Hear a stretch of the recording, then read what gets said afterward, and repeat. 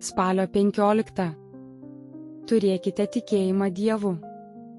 Morkaus Evangelija 11 skyrius 22 eilutė. Nuo tada, kai tapome Viešpaties pasekėjais, mūsų kasdieniniai išbandymai yra valdomi ir sergimi nematoma jėga tam, kad mes, kaip mokiniai Kristaus mokykloje, būtume vis daugiau ir daugiau jo mokomi ir ugdytume dvasios malonės, o ypatingai tikėjimą. Tikriausiai dabartiniu metu nesugebame pilnai įvertinti tai, koks svarbus yra tikėjimas.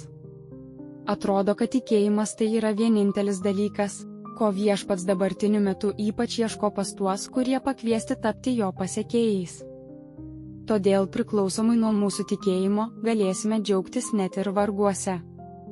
Negalime džiaugtis iš vargų, bet galime džiaugtis tą mintimi, kurią duoda tikėjimas, o būtent, kad tas mūsų trumpalaikis, lengvas sielvartas ruošia mums visą pranokstančią amžiną šlovę. Tikėjimas tai kokio nors asmens ar daikto įvertinimas protu ir pasitikėjimas juo visa širdimi. Krikščioniškas tikėjimas tai Dievo ir Kristaus įvertinimas protu ir pasitikėjimas jais. Jie tiki Dievu ir Kristumi ir pasitikė jais pasiremdami tuo, kas pateikta šventajame rašte apie Dievo ir Kristaus asmenis, jų charakterius, žodžius ir apie jų darbus. Dievas ir Kristus įrodė, kad visais šiais atžvilgiais jais galime pilnai pasikliauti, todėl jie verti mūsų pasitikėjimo. Mūsų patirtis daugybėje atvejų parodė, kad tai yra tiesa.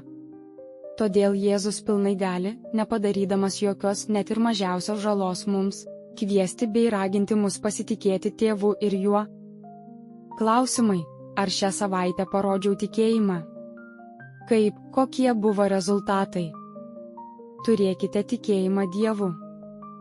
Morkaus Evangelija 11 skyrius 22 eilutė.